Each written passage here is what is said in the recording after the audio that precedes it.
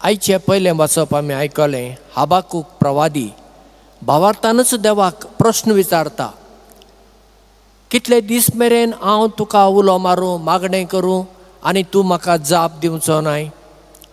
म्हजे भोंवारी जें कितें हें वायट वाडत आसा, कितले दीस मेरेन हांव हें पळयों? तूं कांयच करचो नाय? असो तो देवाक प्रश्न विचारतना देव म्हणटा, जातोलें, वेळ येतलो आनी सगळें जाग्यार पडटलें. हाबाकुकाक पडलो प्रश्न आमकांय पडूं येता. कित्याक म्हणून गाय आमच्या जिवितांत इतले कश्ट, इतले त्रास, वा आमचे भोंवारी इतलें वायट चलता, हें कित्याक? देव आसा गाय? आनी आसा जाल्यार कित्याक तो दोळे धांपून वगो बसला? अशे प्रश्न आमकांय पडटात आनी ते सैमीक.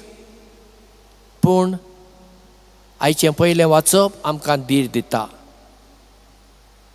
दर एक गजालीक एक वेळ आसा.